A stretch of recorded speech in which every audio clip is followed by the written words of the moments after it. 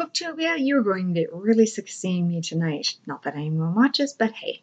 So Sue over at Sue's Book Nook is an amazing YouTuber. There is very few times that she goes through a list of things where I'm not like, I need to read half of the stuff on her list now. And she next month is hosting Apocalypsathon, in which all of the prompts that you read have to do with the apocalypse in some way, shape, or form or other. And she's a wonderful contributor, and while no one watches this, so I won't have any traction given to her through this, I gotta participate because you gotta show her love.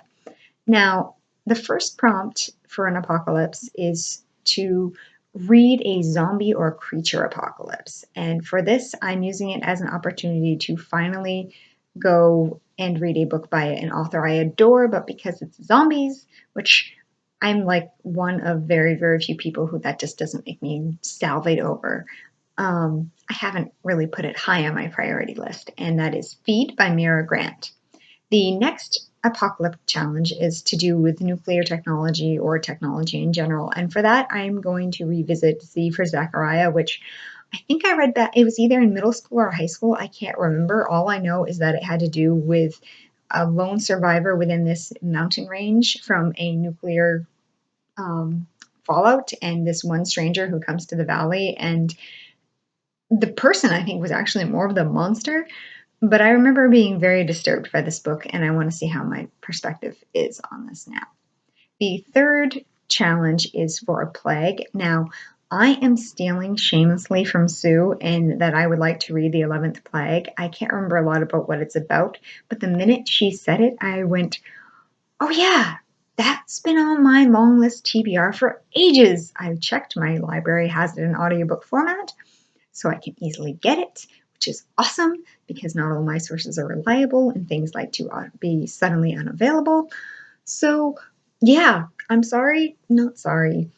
The next one is to read An Alien Apocalypse, and again, I am stealing shamelessly and being horribly cliche and reading The War of the Worlds because I also, as part of a monthly personal challenge, I always read a classic. I didn't have a classic, and this fits in perfectly. So sorry, but again, not really.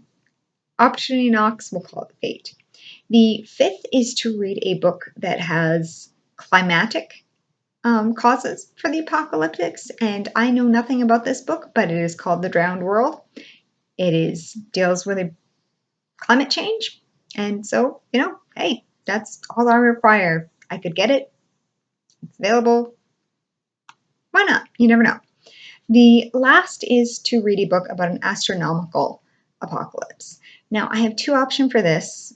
The more ambitious would be Life as We Know It, which is another book that has been kind of floating in the back of my mind for ages that I forgot about, which again, my library had, which was beautiful. And if I'm running low on time, because other challenges I'm doing this month have some very lengthy books in them, there's also this really bizarre book that is called something along the line of The Killer Asteroid and the Bicycle and the Jet Ski, so on and so on.